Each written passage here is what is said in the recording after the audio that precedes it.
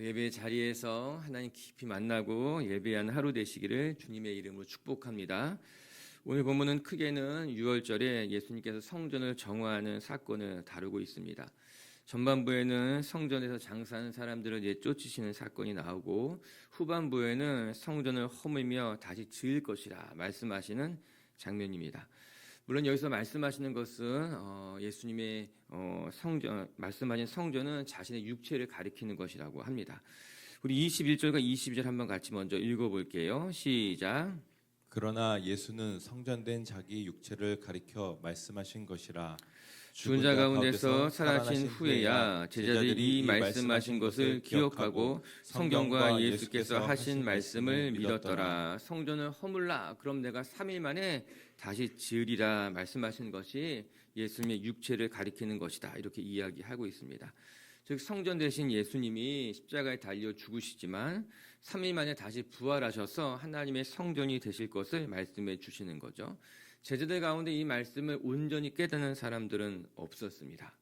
그러나 예수님이 죽고 3일 후에 다시 부활하시게 되자 비로소 제자들의 마음에 믿음이 생겼고 깨닫게 되었다, 이 이야기하고 있죠. 그래서 오늘도 이 말씀을 예수님께서 표적이라 이렇게 이야기하고 있습니다. 우리가 어제 묵상했던 말씀과 동일한 이야기가 나오고 있는 것 아니겠습니까? 가나 혼인잔치를 베푸시고 나서 이것이 표적이니 그들이 예수를 믿게 되었더라 말씀하고 있는 거죠. 오늘도 이 예수님의 말씀을 통해서 나중에 제자들이 예수님의 말씀을 이해하고 깨닫게 됐다 말씀하고 있는 것 아니겠습니까? 여러분, 우리가 믿음 갖고 살아가는데 사실은 이 믿음이 하나님이 주시는 선물이며 하나님이 우리를 이끌어 가시는 것을 깨닫게 되는 것 같아요. 내가 대단한 믿음이 있어서 이 자리에 있는 것이 아니라 하나님께서 말씀을 통해 우리를 가르쳐 주시고 때에 따라 표적을 보이시는 것으로 말미암아 우리가 믿음으로 살아갈 수 있게 도우시는 거죠. 제자들이 가나 혼인잔치를 통해서 그 표적을 통해서 예수님을 믿게 된 것과 같이, 또 성전 정화의 사건을 통해서 예수님의 신성을 깨닫고 믿게 된 것과 같이 하나님께서 우리의 삶의 말씀으로 가르쳐 주시기도 하고 표적을 보이시는 것으로 말미암아 저와 여러분을 믿음의 길로 인도해 가신다라고 하는 것입니다. 그러면 초자연적인 것만이 하나님이 우리에게 나타내주는 표적이냐? 그렇지도 않습니다. 하나님이 지으신 자연도, 하나님이 매일매일 가르쳐 주시는 말씀도, 그리고 또 때로는 하나님이 우리에게 보내주신 사람들을 통해서도 하나님은 우리에게 쌓인 표적을 얼마든지 보여주실 수 있다라고 하는 것입니다. 우리가 오늘도 보게 되는 이 세상의 모든 삼라 만상을 통해서 또 우리에게 보내주신 사람들을 통해서 하나님의 말씀을 통해서 오늘도 하나님은 끊임없이 우리에게 하나님의 사인과 표적을 보여주시는 것으로 말미암아 우리를 믿음의 길로 인도해 가신다라고 하는 거죠. 우리 빛의 식구들이 영적인 눈을 크게 떠서 여러분 곁에 계신 하나님, 우리 주변에 있는 모든 것을 통해서 하나님이 살아계신다는 것을 말씀하고 계실 때에 그 하나님을 볼 수 있고 느낄 수 있고 깨달을 수 있는 성도님들이 되시기를 주님의 이름으로 축복합니다. 그러면 이제 성전 정화 사건을 같이 묵상해 가면서 오늘도 우리가 말씀하신 주의 말씀 속에서 하나님의 표적, 하나님의 사인, 우리에게 주는 메시지를 발견하는 시간이 되시기를 주의 이름으로 축복합니다.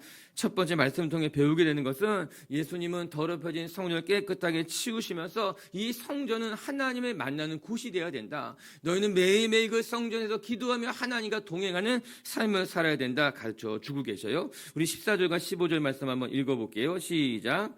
성전 안에서 소와 양과 비둘기 파는 사람들과 돈 바꾸는 사람들이 앉아있는 것을 보시고 노끈으로 채찍을 만드사 양이나 소를 다 성전에서 내쫓으시고 돈 바꾸는 사람들의 돈을 쏟으시며 상을 엎으시고. 아멘. 성전 안에서 소와 양과 비둘기 파는 사람들을 보시고 예수님 경악을 금치 못하셨습니다. 그리고 노끈으로 채찍을 만드셔서 양이나 소를 다 내쫓으시고 돈으로 장사하는 사람들의 돈을 다 땅에 엎으시고 내쫓아버렸다고 하는 것입니다. 우리가 말씀을 좀 잘 들여다봐야 되는데 예수님이 이 성전에 들어오셔서 너무너무 화가 나셨죠. 그래서 노끈으로 채찍을 만들어서 사람을 치신 것이 아니라 소와 양을 내쫓는데 채찍을 사용했다라고 하는 겁니다. 종종 사람들이 생각하기를 성전 정화하실 때에 예수님이 채찍을 만들어서 그냥 사람을 내려치셨다, 사람을 쫓아냈다 생각하는데 그렇지 않습니다. 말씀 잘 읽어보면 예수님이 사람을 때리거나 치거나 그렇지 않습니다. 노끈으로 채찍을 만들어서 짐승을 몰아내는데 사용했다라고 하는 거죠. 예수님 마음에 분노가 있었습니다. 하나님의 성전을 더럽힌 것에 대해서 예수님 마음이 속상하셨고, 그래서 그 성전을 깨끗게 하기 위해서 그곳에 소리를 지르고 있는 짐승들을 다 내어 쫓고 돈으로 장사하는 사람들의 돈을 엎으시고 깨끗게 하셨다라고 하는 것입니다. 먼저는 우리 미치교회 식구들에게도 이 예수님이 우리에게 보여주신 거룩한 분노가 우리 마음 가운데 좀 있기를 주님의 이름으로 축복합니다. 정말 우리는 정작 화를 내야 될 때 화를 내지 못하고 엉뚱한 곳에 가서 화를 내는 것으로 말미암아 후회할 때가 많습니다. 우리가 화를 낼 때도 온전하게 화를 내는 것이 아니라 자기의 감정만 표현하는 것으로 말미암아 화를 내고 나서도 효과를 보지 못하고 오히려 후회하는 경우가 많다라고 하는 거죠. 예수님은 분노하셨어요. 화가 나셨지만 그 화를 화로 표현하는 것이 아니라 하나님의 뜻을 이루는 데 거룩하게 사용했다라고 하는 것입니다. 예수 믿는 사람들 마음에 거룩한 분노가 있어야 되겠고, 그 거룩한 분노가 감정으로 표출만 되는 것이 아니라 정말 하나님 앞에 거룩하게 쓰임받을 수 있도록 나의 감정을 쏟아내는 것이 아니라 아름답게 쓰임받을 수 있는 그렇게 성숙한 모습으로 우리 비치교회 식구들이 표현도 하고 또 성전에 갈 수 있기를 주의 이름으로 축복합니다. 어찌되었던 간에 오늘 예수님께서 성전을 정화하기 위해서 사람들을 다 이렇게 내보내시고 성전을 깨끗게 하는 장면들을 보게 됩니다.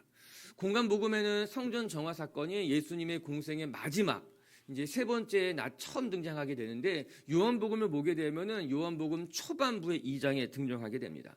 요한복음에는 예수님이 예루살렘에 올라가신 사건이 3번 등장하게 됩니다. 그래서 예수님의 공생애가 3년이었다는 것을 추정하게 되는 거죠. 어찌됐건 예수님께서는 이 성전을 깨끗하게 하기 위해서 성전을 장사꾼의 소굴로 만드는 사람들을 내어쫓고 성전을 정화해 가는 것입니다. 여러분, 성전이라고 하는 것은 사람들이 모이지만 사람들이 모여서 하나님을 만나는 곳이지 사람들이 모여서 장사하는 곳이 되어서는 안 됩니다. 성전이라고 하는 것은 늘 사람들이 모여야 되겠지만 그 모인 사람들이 하나님을 바라보는 곳이 되어야 된다라고 하는 것이죠. 우리 마가복음 11장 17절 말씀 한번 같이 읽어보고 계속 말씀 묵상해 볼게요. 마가복음 시작. 이에 가르쳐 이르시되 기록된 바 내 집은 만민이 기도하는 집이라 칭함을 받으리라 하지 아니하였느냐. 너희는 강도의 소굴로 만들었도다 하시매 내 집은 만민이 기도하는 집이 되어야 된다 말씀하셨다는 거죠. 이사야서에 있는 말씀을 인용해서 이야기하고 있는 것입니다. 예수님이 분명하게 하셨어요. 성전은 기도하는 곳이 되어야 된다. 그렇게 이야기한 것 아니겠습니까? 특별히 성전은 만민이 기도하는 집이 될 것이다. 모든 사람이 기도하는 집이 될 것이다. 우리말 성경을 통해 보게 되면요, 더 놀랍게도 모든 민족이 기도하는 곳이 되어야 된다. 이렇게 이야기하고 있습니다. 이스라엘 사람들만의 기도하는 곳이 되는 것이 아니라 모든 민족, 모든 사람들이 이곳에 와서 하나님을 만나고 이곳에 와서 기도하는 곳이 되어야 된다라고 하는 것입니다. 놀라운 표현이에요. 성전의 참된 의미와 기능을 잘 보여주고 있는 말씀인 거예요. 여러분, 오늘도 성전에 나와서 기도하는 여러분들에게 은혜가 있고 복이 있는 줄로 믿습니다.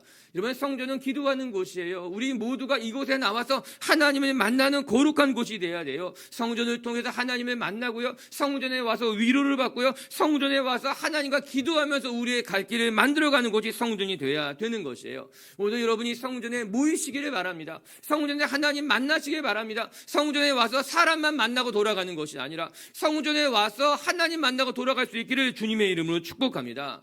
왜 교회에 와서 상처받는지 아십니까?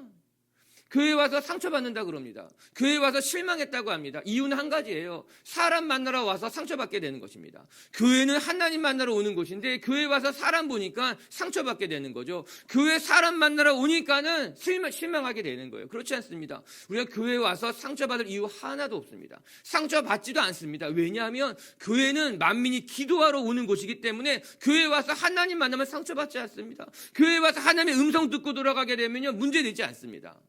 저 오늘도 여러분들이 교회 와서 주님만 바라보시라. 사람 보러 왔다가도 하나님 보고 돌아가는 시간이 되시기를 주님의 이름으로 축복합니다. 그런데 한번 생각해 볼 것도 있습니다. 오늘 예수님이 성전에 들어오셨는데 그곳에서 소와 양의 울음소리가 가득했고 동전을 바꿔주는 사람들이 많았습니다.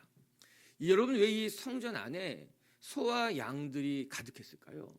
왜 동전 바꿔주는 사람들이 이 성전 안까지 들어와서 장사진을 치고 있었을까요? 필요가 있었기 때문입니다. 인간이 편하고자 하는 욕구가 있었기 때문에 이런 일들이 일어나게 됐어요. 이스라엘 사람들은 1년에 3번, 적어도 한 차례씩은 성전에 와서 하나님 앞에 제사를 드려야만 했습니다. 이스라엘